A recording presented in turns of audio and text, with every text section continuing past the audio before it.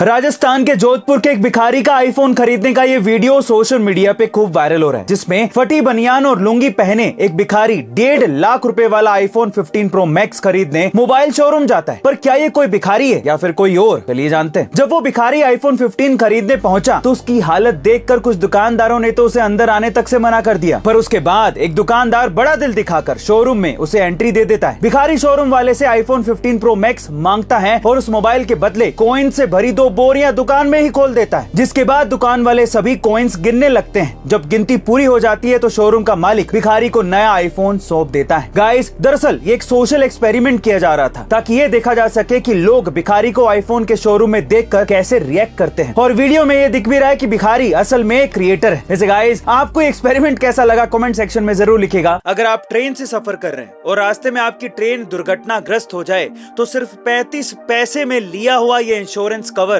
आपको 10 लाख रुपए की मदद दिलवा सकता है। कैसे, चलिए जानते हैं। दरअसल जब भी आप रेलवे की ऑफिशियल वेबसाइट से या फिर किसी ऑनलाइन ऐप से ट्रेन टिकट बुक करते हैं तो कई लोग बुकिंग करते समय 35 पैसे में मिल रहे ट्रैवल इंश्योरेंस को नजरअंदाज कर देते हैं। लेकिन अगर आप इस इंश्योरेंस को ले लेते हैं और सफर के दौरान अगर कोई दुर्घटना हो जाती है तो आपके परिवार को 10 लाख रुपए तक की मदद मिल सकती है। इसीलिए टिकट बुक करते समय ये 35 पैसे का इंश्योरेंस जरूर ऐड करें। और खास बात यह है कि इंश्योरेंस लेने के बाद आपको ईमेल पर इंश्योरेंस सर्टिफिकेट भी दिया जाता है। उस पर नॉमिनी को अपडेट करना आपकी जिम्मेदारी है। साथ ही इस इंश्योरेंस को क्लेम करने के लिए दुर्घटना के 4 महीने के अंदर इंश्योरेंस कंपनी के नजदीकी ऑफिस में जरूरी सर्टिफिकेट और क्लेम फॉर्म भरकर जमा करवा दें, जिसके बाद कंपनी की तरफ से नॉमिनी के खाते में मदद दी जाएगी। इस वीडियो को ज्यादा से ज्यादा लोगों के साथ शेयर करिए ताकि जागरूकता बढ़ सके। हमारे भारत देश की सिर्फ 16 साल की एक लड़की ने आर्टिफिशियल इंटेलिजेंस यानी कि एआई का इस्तेमाल करके 100 करोड़ की कंपनी बना दी। कौन है ये भारतीय लड़की और कैसे बनाई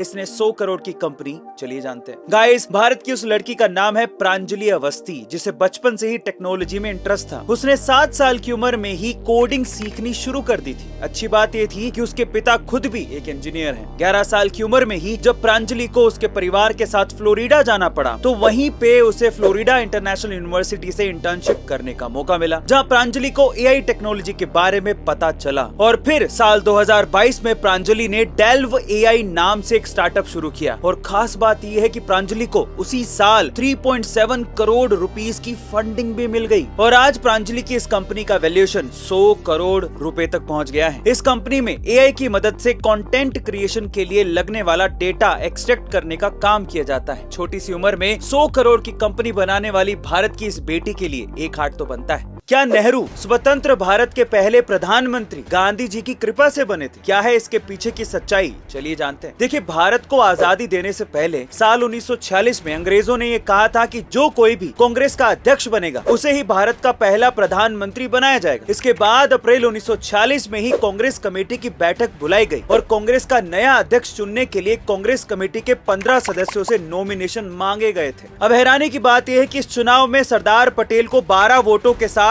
बहुमत मिला था और नेहरू को किसी भी सदस्य ने नॉमिनेट तक नहीं किया था। यानी कि नेहरू को देश ने ही नहीं बल्कि कांग्रेस कमेटी ने भी नहीं चुना था। पर ये बात जब गांधी जी को पता चली तो वो नाराज हो गए और उन्होंने सरदार पटेल को अपना नॉमिनेशन वापस लेने के लिए जिद कर ली, जिसके बाद गांधी जी की मर्जी से ही नेहरू को कांग्रेस का अध्यक्ष चुना गया, जिन्हें बाद में देश का पहला प्रधानमंत्री भी बनाया गया। ये सब बातें मैं अपने मन से नहीं कह रहा हूँ, बल्कि पत्रकार दुर्गा दास ने अपनी किताब India from Curzon to Nehru and after में लिखा है। आप इसे कितना इत्तेफाक रखते हैं कमेंट सेक्शन में जरूर लिखिएगा। मिलते अगली वीडियो में।